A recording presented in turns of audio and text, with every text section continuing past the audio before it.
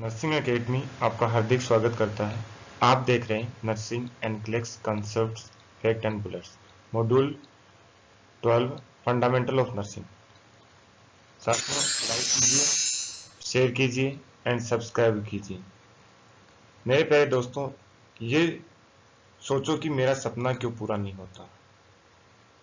हिम्मत वालों का इरादा कभी अधूरा नहीं होता। जिस इंसान के कर्म अच्छे होते हैं उसके जीवन में कभी अंधेरा नहीं होता। आपका सपना भी एक दिन जरूर पूरा होगा। First, let's now start. The most effective way to reduce a fever is to administer an antipyretic which lower the temperature set point या normal temperature. फीवर को कम करने का मोस्ट इफेक्टिव तरीका एंटीपायरेटिक या देना है। जैसे फॉर एग्जांपल एंटीपायरेटिक मतलब जो फीवर को कम करे, जैसे पैरासीटामोल, जो कि हाई टेम्परेचर को नॉर्मल टेम्परेचर पे लेके आते हैं। When a patient is ill, it is essential for the members of his family to maintain communication about his health needs. यदि कोई पेशेंट इल है, बीमार है, तो उसके फैमिली मेंबर की सबसे एसेंशियल नीड कम्युनिकेशन के टाइम ये होती है कि वो उसके हेल्थ नीड के बारे में बात करे। Next, ethnocentrism is the universal belief that one's way of life is superior to other. Ethnocentrism का मतलब ये है कि एक इंसान ऐसे सोचता है कि उसकी कल्चर, उसकी जाति, उसका कस्टम दूसरे के कस्टम से ऊपर है, या उसके विश्वास सुपीरियर है अदर की थॉट्स, अदर के लोगों की थॉट से। उसे हम क्या बोलते हैं? Ethnocentrism. When a nurse is communicating with a patient through an interpreter, यदि एक पेशेंट के साथ जिसका डिफरेंट लैंग्वेज है, नर्स कम्युनिकेट कर रही है इंटरप्रेटर के साथ, या जो लैंग्वेज चेंज करने वाला होता है, the nurse should speak to the patient and the interpreter. तो नर्स बात दोनों पेशेंट और इंटरप्रेटर दोनों के साथ साथ करती है, या साथ साथ कम्युनिकेट करना चाहिए। In accordance with the hot cold system, hot cold system के अनुसार यूज्ड बाय सम मैक्सिकन, जिसका use Mexican, Russians, Hispanic and Latin groups करते हैं, जैसे इटली वगैरह देशों में। तो हॉट कोल्ड सिस्टम में most food, beverage, herbs and drugs are included in cold. Prejudice is a hostile attitude toward individuals of a particular group. Prejudice का मतलब होता है पक्षपात करना। Prejudice means है पक्षपात करना, या एक का पक्ष लेना, दूसरे मतलब बराबर की बात नहीं करना। That is hostile, उग्र बिहेवियर, एटीट्यूड होता है एक पर्टिकुलर ग्रुप के लिए, toward individual of a particular group. Next one, discrimination is a preferential treatment of individual of a particular group. It is usually discussed in a negative sense.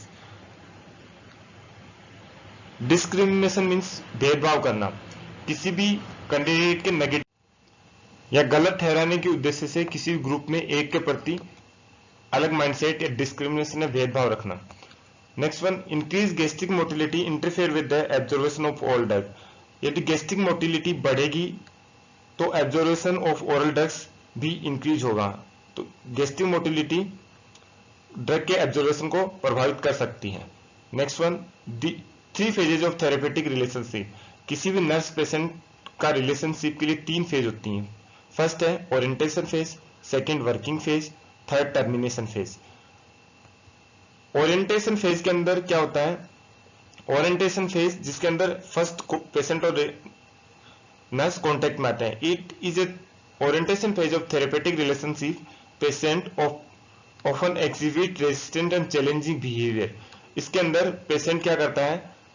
Resistant और challenging behaviour show करता है। Working के अंदर दोनों का communication या वार्तालाप या असेसमेंट या आइडियाज इंटरफेयर होता है। टर्मिनेशन के अंदर, टर्मिनेशन फेज के अंदर ब्रेक ऑफ द वे या break off the communication. Next, abdominal assessment is performed in the following order. Important question है, बार बार एग्जाम्स में आता है। एब्डोमिनल असेसमेंट और नॉर्मल असेसमेंट के अंदर स्टेप्स में क्या डिफरेंस होता है? एब्डोमिनल असेसमेंट के अंदर सबसे पहले हम इंस्पेक्शन करते हैं, उसके बाद एस्कल्टेशन, उसके बाद percussion and palpation. Normal process के अंदर एस्कल्टेशन क्या होता है? लास्ट स्टेप होती है।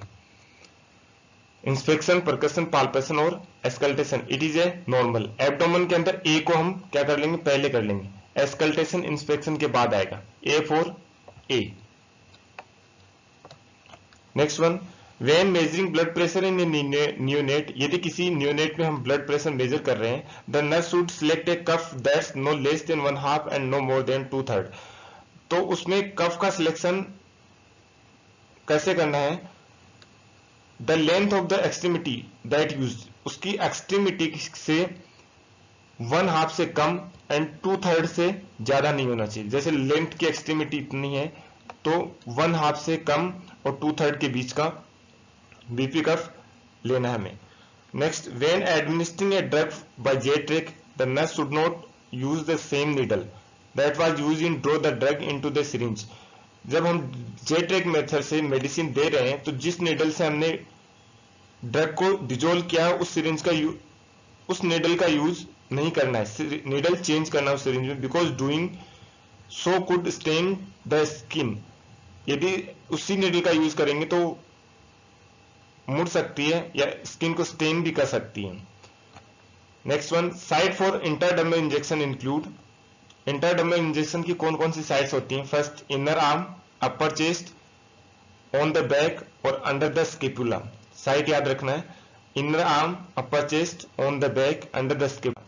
Next one, when evaluating whether an answer on examination is correct, यदि एग्जामिनेशन के दौरान करेक्ट आंसर का इवेल्युएशन कर रहे हैं या मूल्यांकन कर रहे हैं, the nurse should consider whether the action that is describe promote, उसको नर्स को यह कंसीडर करना है कि जो एक्शन है वो क्या कर रहा है, प्रमोट कर रहा है ऑटोनॉमी, खुद का independence. Autonomy means self independence या स्वतंत्रता, सेफ्टी उसकी सुरक्षा, सेल्फ एस्टीम उसका आत्मसम्मान, एंड सेल्फ ऑफ बिलोंगिंग उसका बिलोंगिंग्स या उससे प्रेम से related. Sense of belonging means अपनेपन की भावना। Next one, when answering question of the NCLEX examination, यदि किसी एनक्लेक्स टाइप का क्वेश्चन है उसका आंसर देना है, the student should consider the Q and interference to determine whether the interference is correct. What is, when it in doubt, the nurse should select an answer that indicate the need for further information to eliminate ambiguity. तो उसमें सबसे पहले हमें एक Q ढूंढना है या संकेत ढूंढना है, उसके बाद उसका the stimulation for thought, thought को कौन क्या स्टिमुलेट कर रहा है, उसके बाद क्या उसका इंटरफेरेंस, उसका अनुमान देखना है कि ये आंसर करेक्ट हो सकता है। व्हेन इन डाउट, यदि डाउट है, the nurse should select an answer that indicate the need for, तो उस कंडीशन में नर्स उसको करेक्ट आंसर सेलेक्ट करना चाहिए जो फर्दर इंफॉर्मेशन प्रोवाइड करवा रहा है, किसको, अस्पष्टता को हटाने के लिए, टू एलिमिनेट एम्बिग्यूटी। रिपीट कर रहा हूं, when nursing question on the NCLEX examination, the student should consider Q and interference. NCLEX exam का क्वेश्चन सोल्व कर रही है तो उसमें 2 पॉइंट सिलेक्ट करने, उसका थॉट मतलब क्या कारण हो सकता है और उस थॉट में और थॉट को स्टिमुलेशन में डिफरेंस है, तो उसमें करेक्ट सेलेक्ट करने के लिए क्या करना पड़ेगा, जो ऑप्शन हमें ज्यादा इंफॉर्मेशन प्रोवाइड करवा रहा है या फर्दर इवैल्यूएशन की बात कर रहा है वो हम सिलेक्ट करेंगे। नेक्स्ट, फॉर एग्जाम्पल से समझते हैं, the patient complain of chest pain, यदि कोई पेशेंट है चेस्ट पेन की कंप्लेन कर रहा है, the stimulus for the thought, the nurse interfere that the patient is having cardiac pain. Chest pain की बात कर रहा है, चेस्ट पेन किसी भी कारण से हो सकता है, बट आंसर देने वाला क्या सोचेगा कि मोस्टली कॉमनली सोचता है कि कार्डिक पेन ही हो सकता है। In this sense the nurse has not confirm whether the pain is cardiac, it would be more appropriate to, उसमें यदि उसको कंफर्म नहीं कि कार्डिक की पेन है तो उस कंडीशन में राइट आंसर कौन सा होगा, फर्दर असेसमेंट वाला जो ऑप्शन है that is the right answer, उसको हम ऑप्शन करेक्ट मानेंगे। नेक्स्ट, वेरिसिटी, वेरिसिटी मीन्स सच्चाई, veracity is a truth, veracity का मतलब होता है सच्चाई या truth, and is an essential component of therapeutic relationship between A health care provider and patient. Patient और हेल्थ केयर प्रोवाइडर या नर्स के मध्य एक एसेंशियल कंपोनेंट है रिलेशनशिप या थेरेपेटिक रिलेशनशिप बनाने के लिए। बेनिफिशेंस is the duty to do no harm, बेनिफिशेंस का मीन्स क्या होता है, किसी को नुकसान नहीं पहुंचाना, एंड ड्यूटी टू गुड, अच्छे के लिए कार्य करना। Duty to no harm and duty to good, किसी को नुकसान नहीं पहुंचाना, नुकसान नहीं पहुंचाने का काम करना और अच्छे के लिए काम करना। देयर इज ए ऑब्लिगेशन, ये एक ऑब्लिगेशन है, ये कर्तव्य है इन पेशेंट के केयर के लिए। To do no harm and equal obligation to assist है, और सब पेशेंट को बराबर केयर कर देना। बेनिफिशेंस का मतलब होता है किसी को नुकसान नहीं पहुंचाना, अच्छे के लिए कार्य करना। पेशेंट और नर्स के बीच एक ऐसा काम है जो सब पेशेंट्स को बराबर केयर, बिना पक्षपात के केयर देना। Next, non maleficence. Non maleficence terminology का मतलब है no harm, duty to do no harm. Beneficence और non maleficence is the same thing. Non maleficence means duty, किसी को नुकसान नहीं करना। फ्रेज ABCDE कैस्केड, एक फ्रेज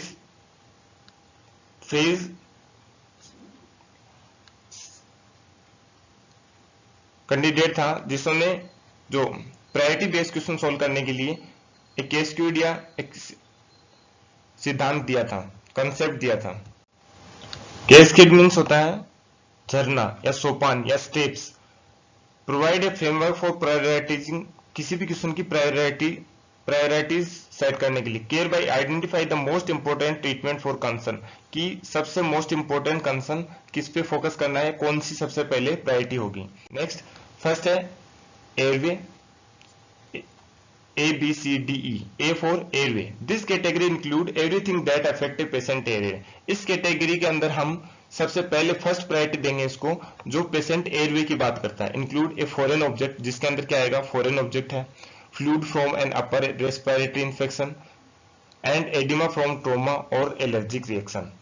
मतलब फर्स्ट प्रायोरिटी हम किसी भी क्वेश्चन के अंदर, ऑप्शन में अंदर उसको फर्स्ट प्रायोरिटी देंगे जिसके अंदर किसकी बात कर रहा हो, फॉरेन ऑब्जेक्ट हो, fluid from upper respiratory infection हो, एडिमा हो, ट्रोमा की कंडीशन हो या एलर्जी की condition. Second, B for breathing, the category include everything that affect breathing pattern. दूसरी नेक्स्ट प्रायोरिटी किसको मिलेगी, ब्रीथिंग पैटर्न को, इंक्लूडिंग जिसके अंदर hyper ventilation, hypoventilation, abnormal breathing patterns, Korsakoff's sound, Biot's respiration, काइनिक स्टोक रेस्पिरेशन। ये होता क्या, टर्मिनोलॉजी समझते हैं। Normal respiration, this row is showing the normal respiration. Eupnoea is called as normal respiration. Tachypnoea, respiration की rate normal से बढ़ जाए। ब्रेडीपीनिया, रेस्पिरेशन की रेट कम हो। एपनिया, रेस्पिरेशन हो ही नहीं हो। काइनिक स्टोक रेस्पिरेशन मतलब रेस्पिरेशन फास्ट हो, बीच में एपनिया की कंडीशन डेवलप, जैसे ही डायग्राम में दिखा रहा है। नेक्स्ट, बायर्स रेस्पिरेशन, एपनिया की कंडीशन का ड्यूरेशन काइनिक स्टोक से लंबा हो। बायर्स एक साइंटिस्ट था, उसने उसी के नाम से बायर्स रेस्पिरेशन दिया गया। एपनिस्टिक रेस्पिरेशन मतलब एपनिया की तरफ जा रहा हूं, तेज रेस्पिरेशन, फिर रुकने वाला हूं। नेक्स्ट, एगोनल का मतलब होता है अंतकाल या लास्ट स्टेज में, मतलब एपनिया की स्टेज की तरफ या डेथ की तरफ जा रहा हूं। सोलिंग रेस्पिरेशन, उथला पुथला मतलब कभी तेज, कभी कम, कभी ज्यादा। हाइपोपनिया, टेकिपीनिया से भी ज्यादा रेस्पिरेशन, बहुत ज्यादा स्पीड से। टेकिपीनिया मतलब रेस्पिरेशन इंक्रीज हो रहा है, हाइपरपीनिया में टेकिपीनिया से भी मोर। एयर ट्रेपिंग, एयर ट्रेप हो रही है या रुक रही है। कुस्माल ब्रीथिंग का एग्जांपल है डायबिटिक कीटोएसिडोसिस में कुस्माल ब्रीथिंग देखने को मिलती है। इसके अंदर रेस्पिरेशन की रेट बहुत बढ़ जाती है। नेक्स्ट है सिंगिंग रेस्पिरेशन, जिसके अंदर रेस्पिरेशन नॉर्मल चलेगा, फिर अचानक से लंबी सांस लेगा। सिंगिंग मीन्स लंबी सांस लेना, जैसे एक डायग्राम में दिखा रहा है कि रेस्पिरेशन नॉर्मल चल रहा है, उसके बाद बहुत तेज रेस्पिरेशन नॉर्मल, उसके बाद बहुत तेज रेस्पिरेशन। नेक्स्ट है सी, उसके बाद प्रायोरिटी देंगे हम सर्कुलेशन को। This category include everything that affect the circulation. इस कैटेगरी में वो चीजें आएंगी जो सर्कुलेशन को अफेक्ट करती हैं। इंक्लूड जैसे fluid and electrolyte disturbance and disease process that affect cardiac output. Circulation में वो डिजीज या वो कंडीशन जो सर्कुलेशन को प्रोवाइड करेंगी, जैसे कार्डियक आउटपुट है, फ्लूइड एंड इलेक्ट्रोलाइट डिस्टर्बेंस है। Next one, D for disease process. If the patient has no problem with the airway, breathing और सर्कुलेशन। यदि हमें ऑप्शन में या किसी पेशेंट को प्रायोरिटी दे रहे हैं तो उसके अंदर हमें एयरवे, ब्रीथिंग और सर्कुलेशन की कोई प्रॉब्लम नहीं मिलती है, तो हम डिजीज प्रोसेस पे फोकस करेंगे। Given priority to the disease process that poses the greatest immediate risk. उसके बाद इमीडिएट रिस्क कौन सी है? For example, if patient has the terminal cancer, जैसे किसी को कैंसर और हाइपोग्लाइसीमिया दोनों है, एक पेशेंट है टर्मिनल कैंसर का और एक हाइपोग्लाइसीमिया का, या किसी पेशेंट को कैंसर है उसके वजह से हाइपोग्लाइसीमिया हो रहा था, हम प्रायोरिटी किसको कंडीशन को देंगे? Hypoglycaemia is the priority more than the terminal cancer. जैसे किसी को पेन हो रहा हो, रेस्पिरेशन, तो हम प्रायोरिटी किसको देंगे? रेस्पिरेशन वाली कंडीशन को हम कंसर्न करेंगे। नेक्स्ट है एवरीथिंग एल्स। यदि किसी में airway, breathing, circulation, disease process भी नहीं है तो उसके बाद क्या करेंगे? The category include such issues as writing incident report, जिसमें रिपोर्ट राइटिंग है, पेशेंट्स चार्ट मेंटेन है, when evaluating need this category is never to be the highest priority. ये सारे काम हम पेशेंट की केयर के बाद इंप्लीमेंट करेंगे या उसके बाद प्रायोरिटी देंगे इनको। Next, when answering A question on NCLEX examination the basic rule is assess before action. Basic rule क्या है एनक्लेक्स एग्जामिनेशन का आंसर देने के लिए? एक्शन से पहले असेस करेंगे, इंटरवेंशन देने से पहले assessment is the most important. A B C D E के बाद भी यदि प्रायोरिटी सेलेक्ट नहीं होती है तो हम क्या करेंगे? नर्सिंग प्रोसेस वाला स्टेप फॉलो करेंगे, assessment, diagnosis, planning, intervention, evaluation. तो उसके अंदर सबसे पहले फर्स्ट प्रायोरिटी किसकी होगी? Assessment. This student should evaluate each possible answer carefully, usually several या many answer reflect that implementation phase of nursing and one or two reflect the assessment phase। यदि दो फेज है, implementation और assessment phase, तो हम first best choice option क्या होगा answer का? assessment phase। response unless a specific course of action is clearly indicated, तो best choice option assessment phase का आंसर होगा। नेक्स्ट है rule Utilitarianism is known as the greatest good for the greatest number of pupils theory। Utilitarianism rule, utilitarianism का मतलब है कि ज्यादा से ज्यादा लोगों के लिए ज्यादा से ज्यादा अच्छा ही करना। Is known as the greatest good for the greatest number of people theory. Next one, egalitarian theory. Utilitarianism का मतलब था उपयोगिता, उसकी उपयोगिता क्या है? एग्लिटेरियन थ्योरी क्या कहती है? Egalitarian theory emphasise that equal access to good and services. Goods and services बराबर होनी चाहिए, must be provided to the less fortunate by the affluent society. Fortunate by an affluent society, ऐसा नहीं है कि किसी सोसाइटी भाग्यशाली व्यक्ति को फर्स्ट प्रायोरिटी देना है, ऐसा नहीं होता। दैट मीन्स एग्लिटेरियन थ्योरी ये कहती है कि equal access to goods and services, goods और सर्विसेज इक्वल होनी चाहिए, न कि फॉर्चुनेट या भाग्य के आधार पे। Thank you for watching. YouTube nursing academy channel को सब्सक्राइब कीजिए, बेल आइकन प्रेस कीजिए। आज के लिए इतना ही, धन्यवाद।